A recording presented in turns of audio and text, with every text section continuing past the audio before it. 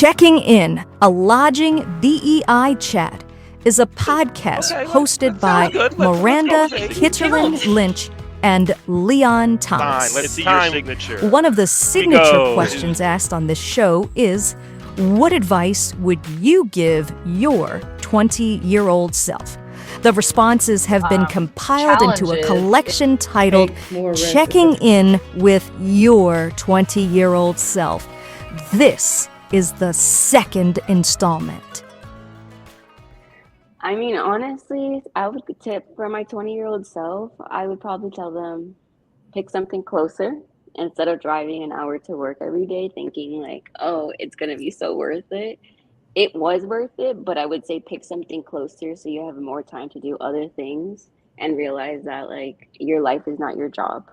You have to have a good balance, and I kind of live by that now. I mean, 2 years later, but I live by that now of wanting to not have my life be my job. My job is my job, and then when I come home, no work talk. And like that's a big rule in our house now, where I'm like, no work talk. I don't want to know. It's okay. I'm like, unless it's something serious, then I would love to hear about it. But no work talk's a really big thing for me. But no, seriously, for me, I think it's funny you asked that question because I wish my 30-year-old self could talk to my 20-year-old self now. But I think at the time, right now, I would just tell myself, I would tell 20-year-old Padero to just pace yourself. You'll get there. You just really have to give it time, enjoy the journey, soak up the moments you have, and everything is in a race. And, you know, things change, plans change, be adaptable, pivot as best as you can. And at the end of the day, you'll be all right, you know. Question.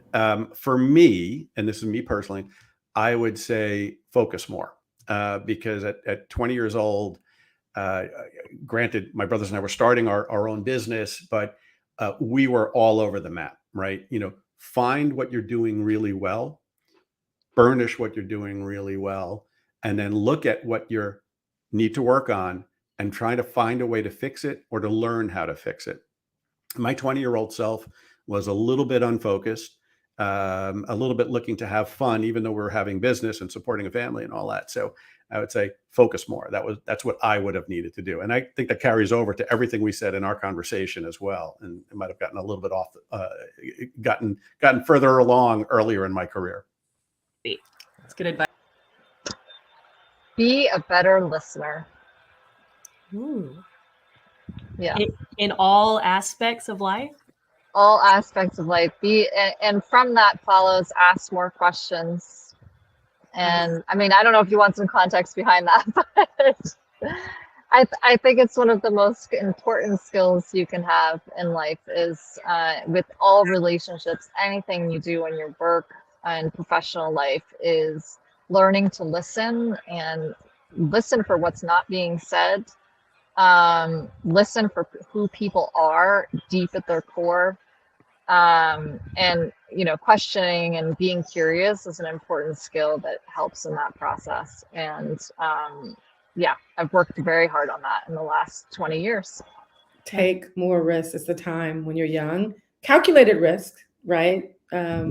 Researched risk, but I would take a lot more risk. I don't think I played hard enough with respect to taking on risk. And I would tell every young person everyone I mentor, is to take more risk. It's funny when you maybe. This is what I love. I love this question. Such a great question. What would I give my 20? So I'm 20 years old. 20 years old. I'll give you a little leeway. 19, 21. Okay, 19, 20. Stop worrying about what other people think about you. You're doing just fine. And life's short, so eat the cookie.